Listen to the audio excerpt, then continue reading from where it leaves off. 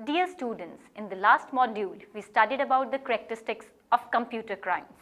After studying this module, you shall be able to know about the different types of computer crimes on the basis of role of computers, based on breaches of security and based on their effect.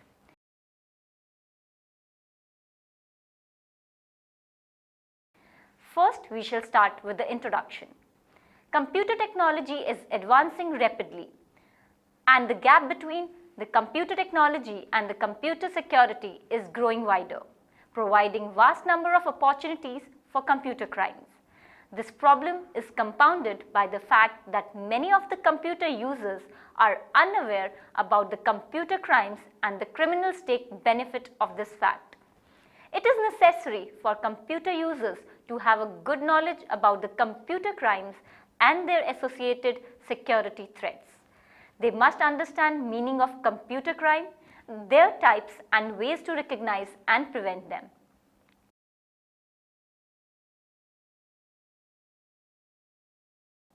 Next is classification of computer crimes. Computer crime comprises of a wide array of activities. It includes crimes that affect a computer directly and crimes that are facilitated by computer or the network. Now we shall see the classification of computer crime. It is based on the role of computer, based on security breaches and based on their effect. Now, based on role of computer crime, it can be a victim of crime, it can be used as a tool of crime and as a witness of crime. Next, based on security breaches, it can be a breach of physical security or breach of personal information, or it can be breach of data or the breach of operating system.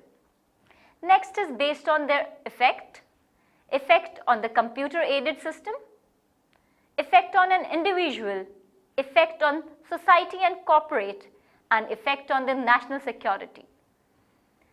Now, based on role of computers, the computer crimes could be classified on the basis of the part played by the computer in perpetrating crime. The computer may be considered as a victim of crime, as a tool of crime, or an evidence of crime. Computer as a victim of crime. A computer can be a target of offense where it becomes a victim of offense.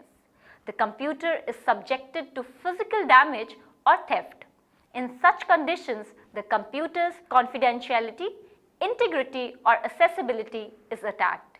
The information stored or the facility provided by the victim is stolen or crippled and damaged.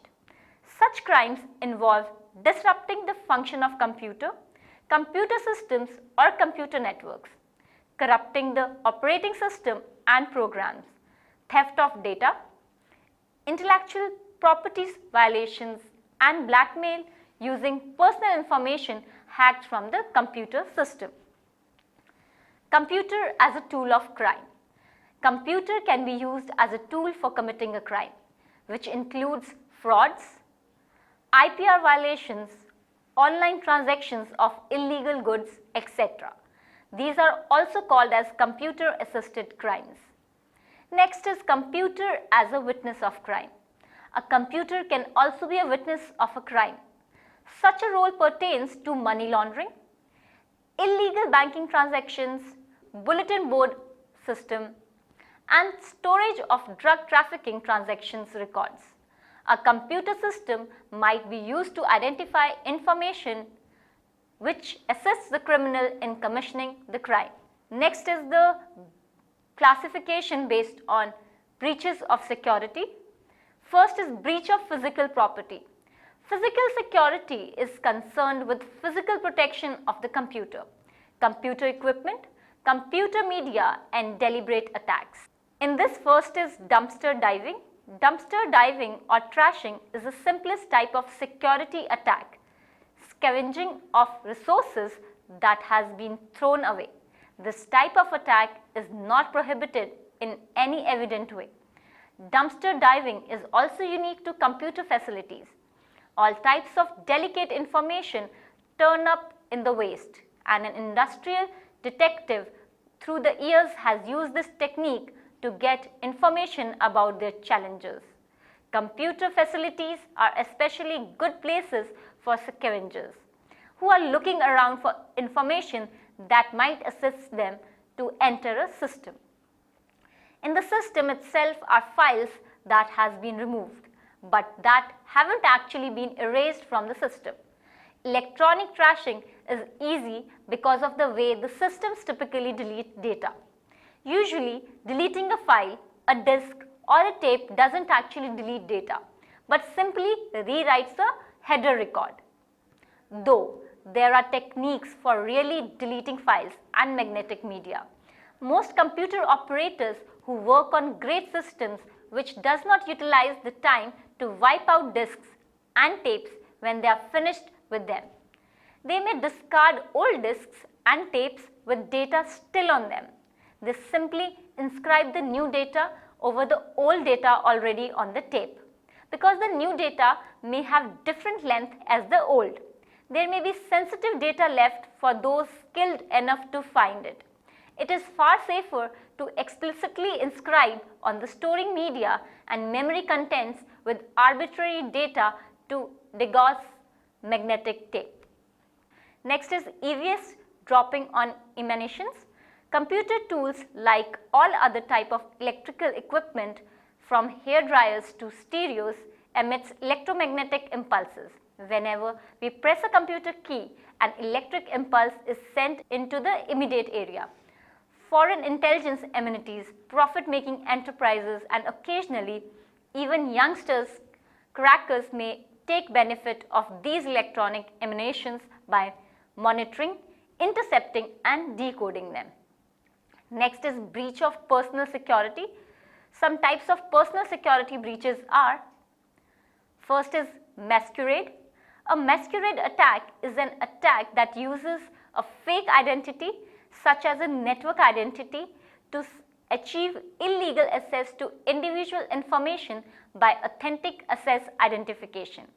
If an approval process is not completely secure, it can become enormously susceptible to a masquerade attack.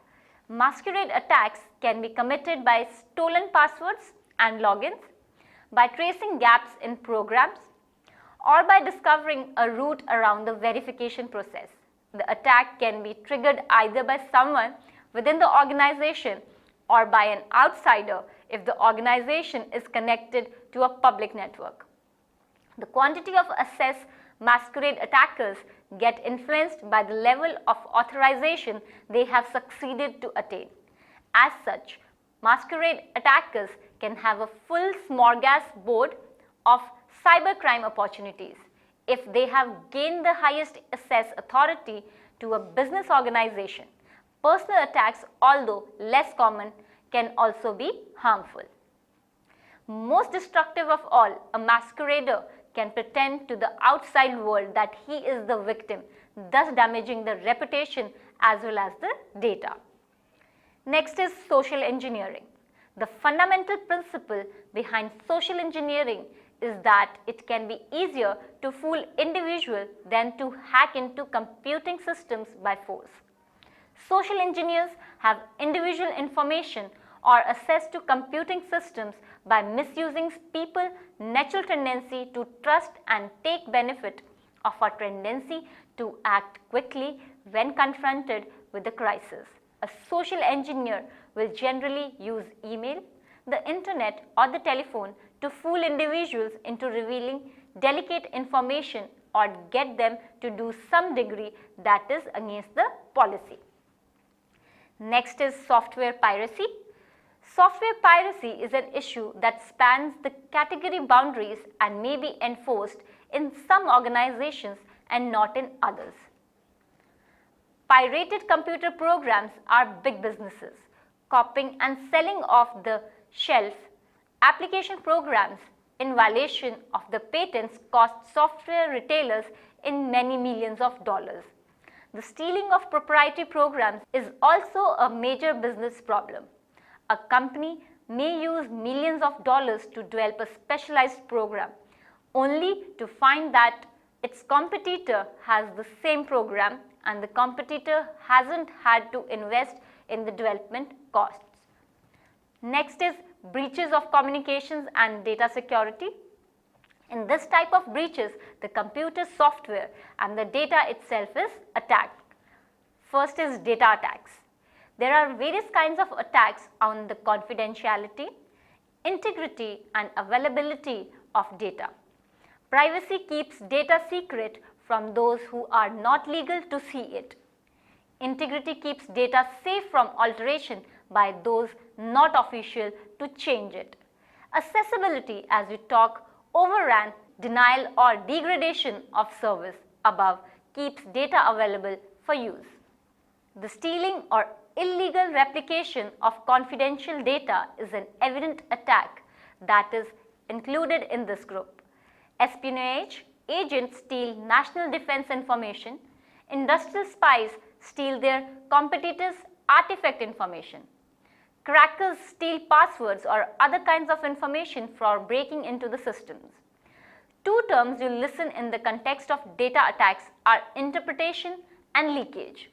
With inference, a user legitimately views a numeral small pieces of data, but by placing those small fragments organized is able to deduce some piece of non-obvious and secret data. With leakage, an operator gets access to a flow of data via an unauthorized access route. Next is unauthorized copying of data.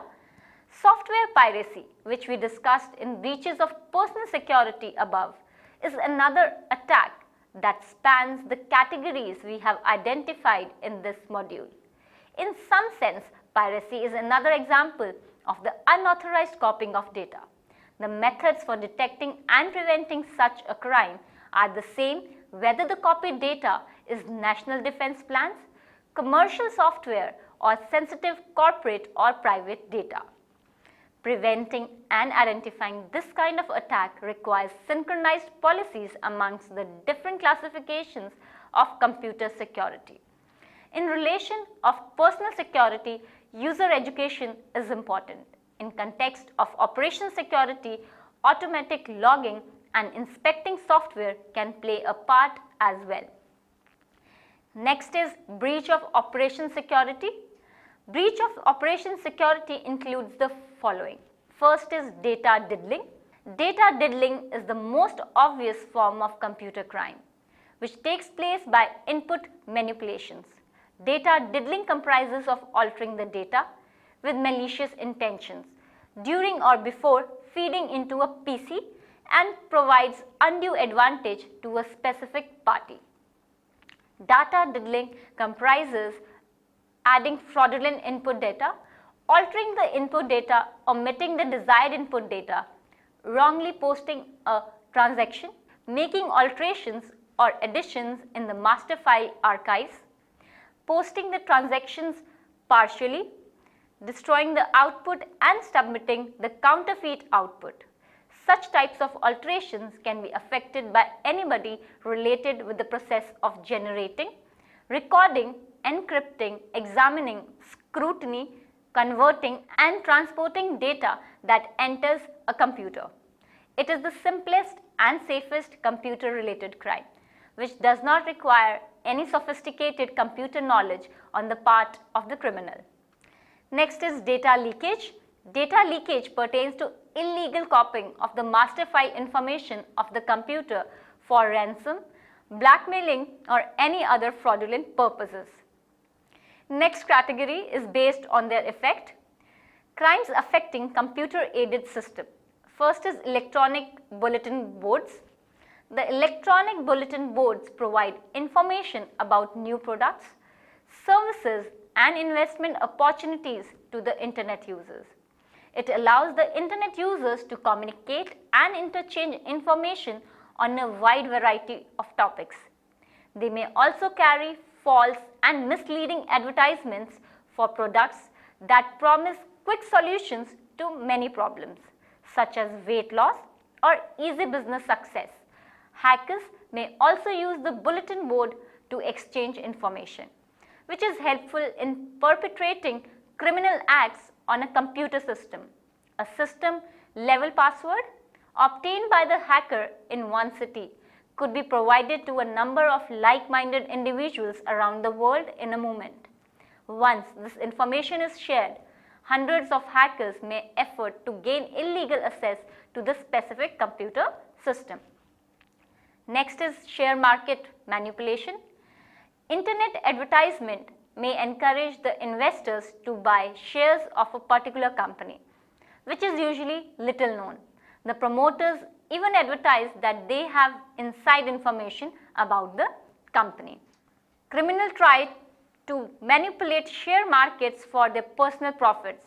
In the so-called pump and dump schemes, they typically disseminate false and fraudulent information by posting bogus email messages on hundreds of financial news bulletin boards on the internet.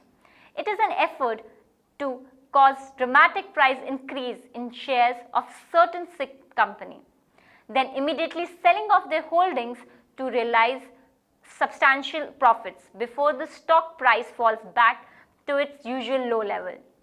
The other buyers who are unaware of the falsity of the information become the victims. Now, crimes that affect the individuals. Identity theft. Identity theft is usually a form of stealing someone's identity in which someone pretends to be someone else by assuming that person's identity, usually as a method to gain access to resources or obtain credit and other benefits in that person's name. The victim of identity theft can suffer adverse consequences if they are held responsible for the perpetrator's actions. Identity theft occurs when someone uses another's personally identifying information like their name, identifying number or credit card number without their permission to commit fraud or other type of crimes. Example, person can pretend to be someone else on social sites and after gathering information of the victim through chatting, misuse that information. Crimes which affect corporate and society. The industrial corporations spy on their adversaries to promote their business interests. Network systems provide new opportunities for this, as hackers are able to retrieve information about product development and marketing strategies, rarely leaving any trace of evidence of the theft behind. Crimes that affect society like child pornography is illegal both on and off internet. There are many ways of acquiring images of children in various stages of dress and performing a variety of sexual acts. Pornography has now gained notoriety because of its use by individuals attempting to conceal pornographic images inside other legitimate images. Next are the crimes affecting national security. As the internet becomes a favorite tool of international criminals, cybercrime perpetrated by organized crime networks has become a real threat to national and international security.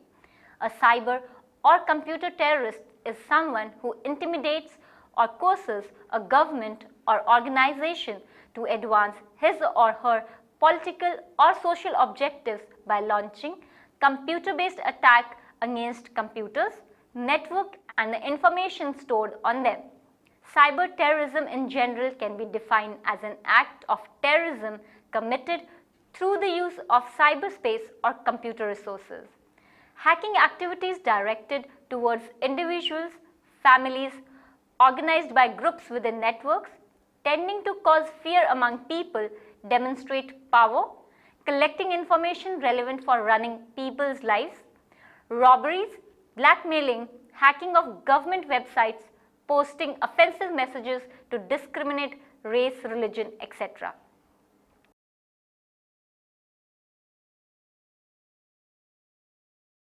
Now we shall go through some case studies in Indian scenario. First, the bank NSP case. The bank NSP case is one where a management trainee of the bank was engaged to be married. The couple exchanged many emails using the company computers. After some time, the two broke up and the girl created fraudulent email IDs such as Indian bar associations and sent emails to the boy's foreign clients. She used the bank's computer to do this.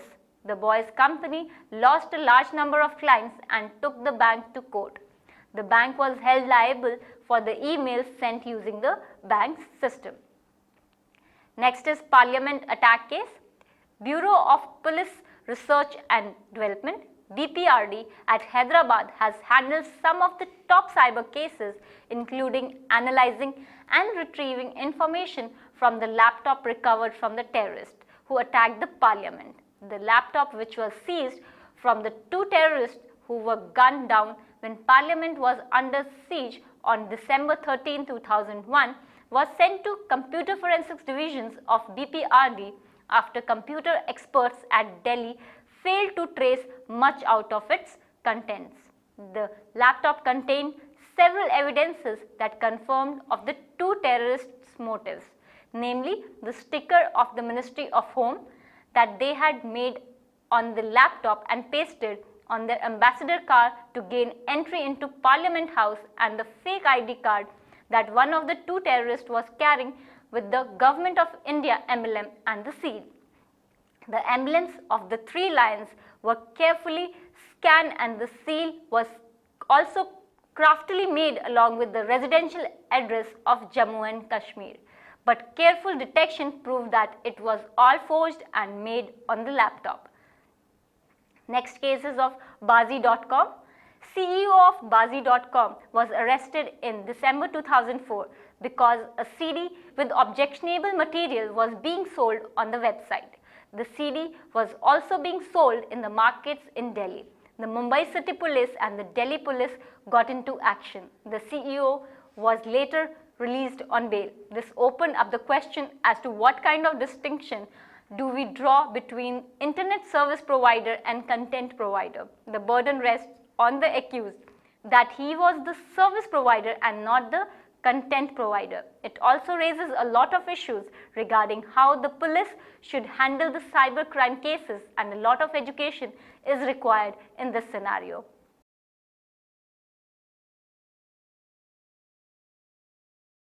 We shall end this module with a summary. Computer crime is a new type of crime which today has emerged with an alarming rate because of easy availability, at times free access. Computers have become modern tools in the hands of white-collar criminals.